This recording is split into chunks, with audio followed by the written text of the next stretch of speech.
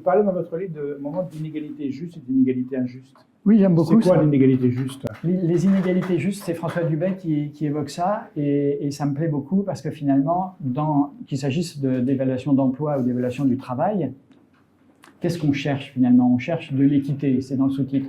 On cherche de l'équité, c'est-à-dire de ce qui est perçu comme juste.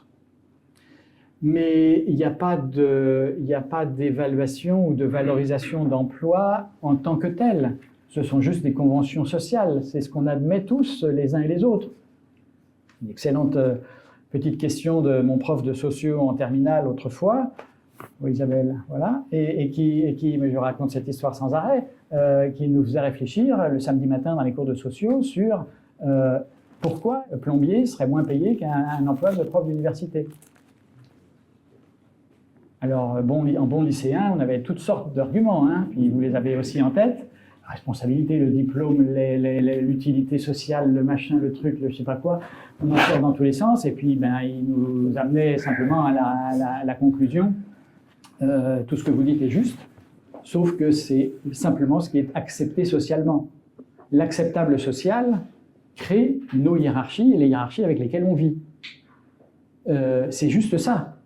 Il n'y a rien qui, d'un point de vue universel ou scientifique ou je ne sais quoi, qui justifierait des écarts de salaire, en fait. Et ça s'applique à l'appréciation individuelle de la même façon. J'ai été souvent confronté à plus souvent côté organisation syndicale, disant, mais finalement, pourquoi on me demande de travailler mieux que l'année passée? Pourquoi on me demande de travailler plus? Pourquoi on me demande de travailler mieux que mes collègues?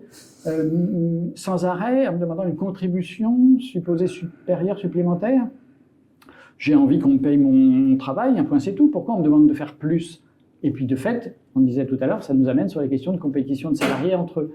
Et donc ça, c'est pas une bonne idée, évidemment, non plus. Alors l'inégalité juste, c'est François Dubet qui évoque ça en disant finalement, ça nous ramène à cette question de socialement acceptable. Ça peut paraître une inégalité, mais elle est juste au sens du point de vue de la perception, on l'accepte et on le comprend. Et alors ça, c'est évidemment très compliqué à faire admettre, ou enfin en tout cas non, c'est pas compliqué à faire admettre, c'est compliqué à mettre en œuvre, à faire admettre en tout cas cette idée d'idégalité néanmoins juste.